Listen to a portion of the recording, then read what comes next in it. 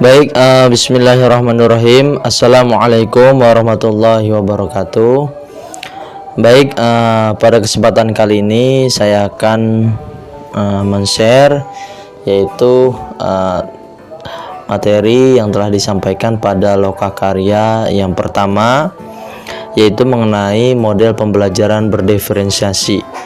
Nah, menurut Tomlinson pada tahun 2000, pembelajaran diferensiasi adalah pembelajaran yang berdasarkan pada kebutuhan individu peserta didik.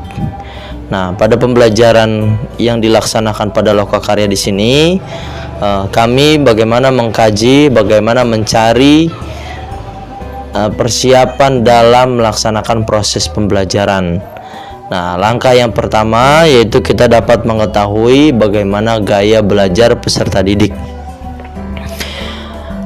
Gaya belajar peserta didik dapat dilakukan melalui beberapa kegiatan, misalnya dengan melakukan pengamatan. Yang kedua bisa dilakukan dengan wawancara. Yang ketiga bisa dilakukan dengan kuesioner ataupun dokumentasi, serta juga bisa bekerja sama dengan pihak ketiga. Nah, mengapa penting seorang guru dalam menentukan ataupun mengetahui gaya belajar?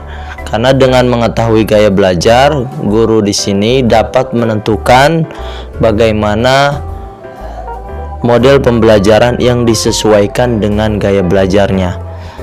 Nah, gaya belajar ini dibagi menjadi 3, yaitu gaya belajar visual, yang kedua gaya belajar auditory, dan yang ketiga adalah kinestetik.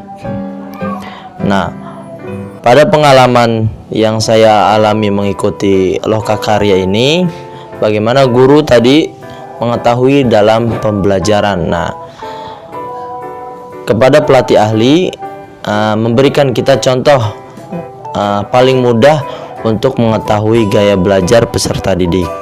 Nah, misalnya kita dengan membuka satu tema apa saja.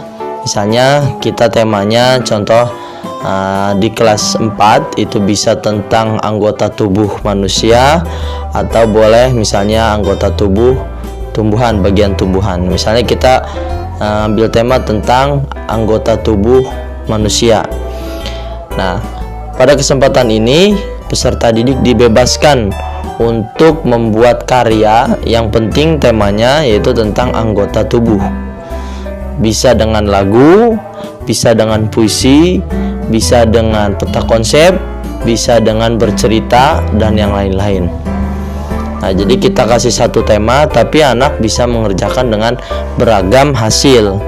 Nah, setelah itu kita bisa melihat hasil-hasil yang dikerjakan oleh siswa. Misalnya, contohnya peserta didik yang menulis cerita panjang, itu bisa ditentukan dia sebagai gaya belajarnya sebagai auditory. Misalnya peserta didik yang memberikan gambar, berarti dia adalah termasuk yang memiliki gaya belajar visual. Nah, selanjutnya peserta didik yang memiliki misalnya tentang gambar ataupun tentang kegiatan yang dia lakukan sehari-hari, bisa ditentukan bahwa dia memiliki gaya belajar kinestetik. Nah, ketika sudah kita plot-plotkan mana kelompok visual, mana kelompok auditory, mana kelompok kinestetik, itu akan terlihat ketika dalam pembentukan kelompok.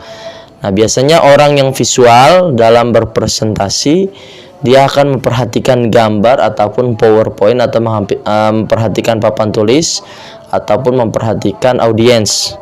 Nah, itu orang yang visual, kelompok yang visual.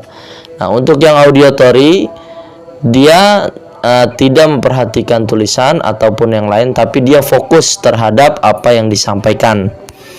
Nah, sedangkan orang yang kinestetik, ketika dia presentasi, pasti ada bagian tubuh yang dia lakukan, ataupun misalnya dia melakukan gerakan. Nah, itu saja yang saya dapat dari pertemuan lokakarya, itu bagaimana untuk mengetahui penerapan pembelajaran berdiferensiasi.